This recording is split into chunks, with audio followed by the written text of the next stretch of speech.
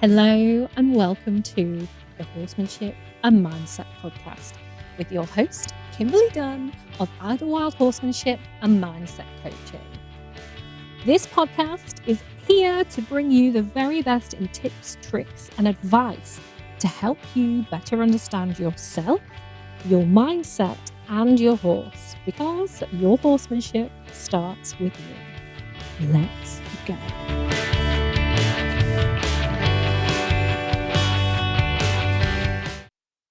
Hello, welcome to another episode of the Horsemanship and Mindset podcast. I am delighted to have you here. I hope you're well. This week's episode, we are looking at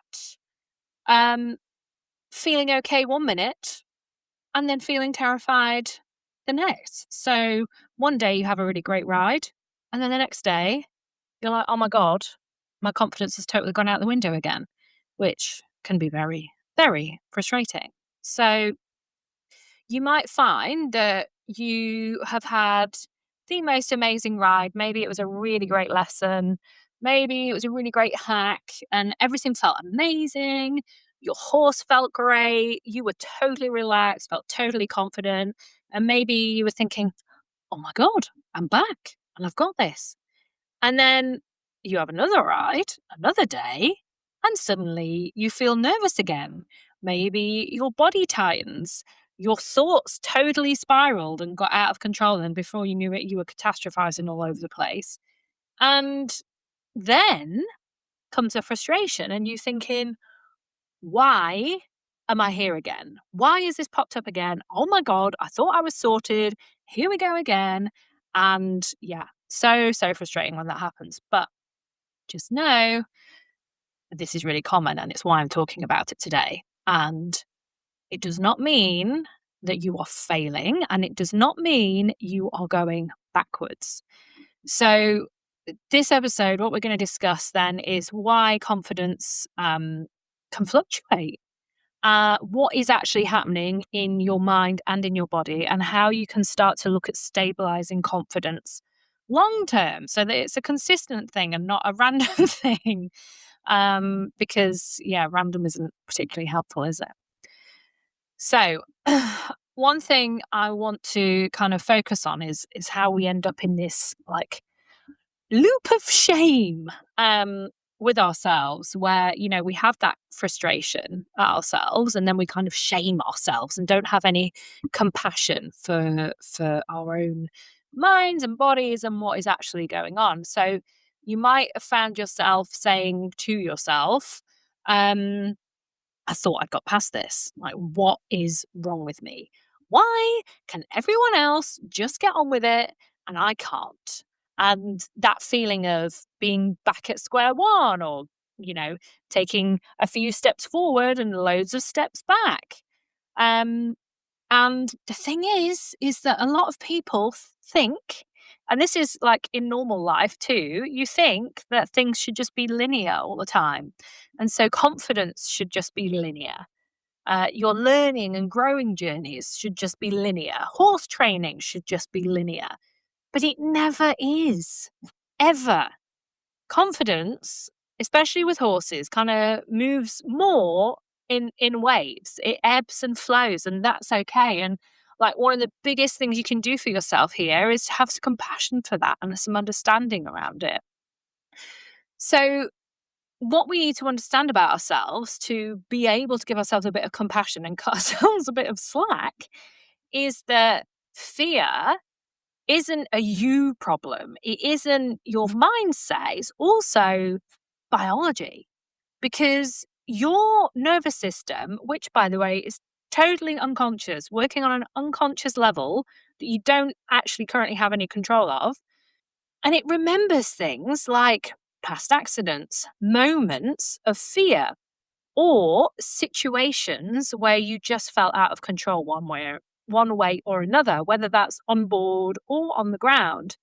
And even if logically, like in your conscious mind, in the here and now, technically nothing can go wrong right now. So why am I feeling like this? Your body will still react. And then your brain catches up later. And that is where you kind of end up thinking, well, I know that I'm going to be okay. I know this horse is a good horse. I know, what we're about to do is easy and I've done it 1,000 times before. So why am I still feeling like this? Why am I still getting bloody palpitations or feeling sick or, having that horrible tight feeling in my chest? Why is that still happening?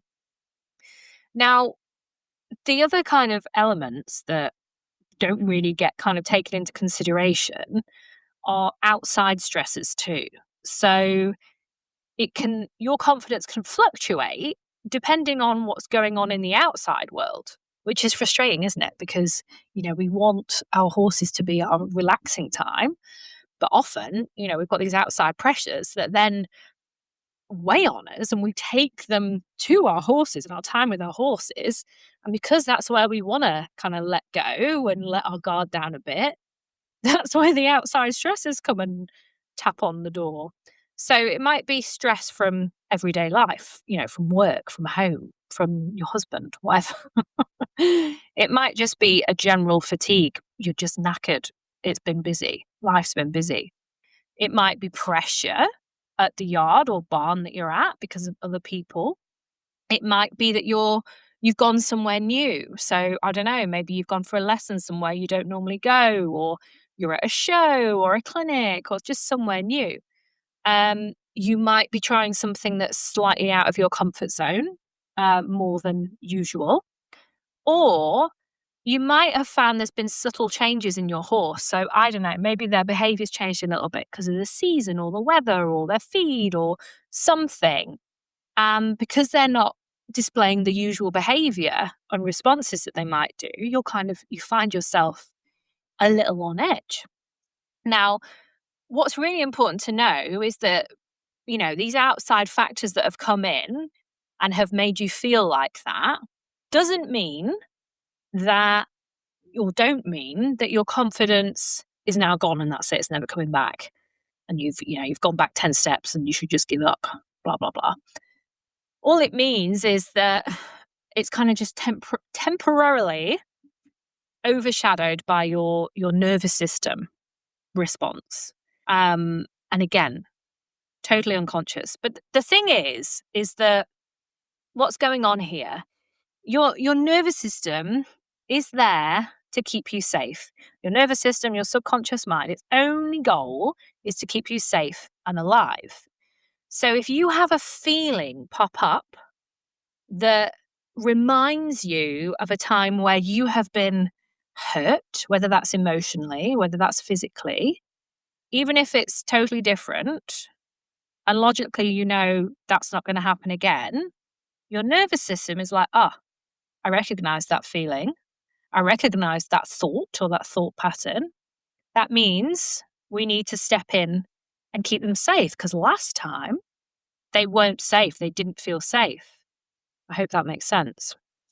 Now, what you need to know is that progress with confidence will usually look like going 2 steps forward and 1 step back, and then you go forward again. It's not a straight line. It is never a straight line, especially when we're working with animals who we have no control of. Not that we would want to control them. We're not about that. But at the end of the day, they are unpredictable. We are trying to be friends with a big, heavy flight animal. So, of course, there's going to be challenges. And the thing is that us equestrians, the ones that become confident, don't just never feel fear. All that's happening is they're the ones that learn how to work with their nervous system instead of trying to fight it all the time, or instead of trying to bury and ignore it and push past it. They work with it. And that isn't difficult, by the way. So here's a couple of things I want you to take away and try. If you're one of those people that's like, oh my God, I'm okay one day and then the next I'm not. So now you know this information that I've shared. So hopefully that makes you feel better for a start. But also, here's how you can kind of help yourself. So the next time you feel that confidence dip, I want you to just slow things down, slow it all down. Try to stay in a place where you're able to stay calm and relaxed. Don't overload yourself with new challenges or scary things. Break it all down for yourself. Okay. If you turn up at the yard and you know you're overwhelmed, don't then try and go and jump a cross country course. Okay. Do something small and manageable. Focus on regulating yourself first. Now, you can regulate yourself with breath work, with shaking out your hands. I've got in my Ride or Cry kit, there's a whole audio on that. And there's loads of different, so bit of breath work, shake out your hands, maybe do a bit of walking, something to help yourself calm down. A really big one as well that I want you to focus on is celebrating small wins. Because often we will be very quick to focus on all of the things that went wrong and the way that, oh, yeah, look, we've gone backwards. Focus on what went right. Bring your attention to that instead, because that's going to help you build your confidence back in yourself and your ability. And I want you to just remember that your confidence will rebuild through lots of small, safe experiences, not through forcing yourself all the time through fear. Okay, you don't have to force yourself, break it all down, make yourself feel safe. That's how you build your confidence. You can stretch your comfort zone, but you're going to stretch your comfort zone by breaking things down, not by overloading yourself. Please remember that feeling nervous, again, those feeling of nerves, when they pop up, they do not mean you are stuck. They do not mean you're back at the beginning. They do not mean you need to give up because it's going to keep happening. All it means is that your nervous system, like we talked about last week with your horse, it just means your nervous system is asking for a bit of reassurance. It's communicating with you and you get to work with it. You don't have to work against it.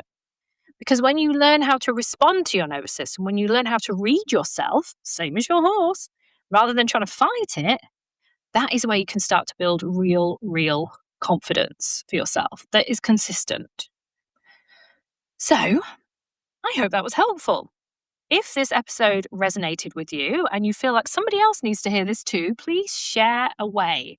If you do share on Instagram or something, please tag me in your stories. I'd love to see it.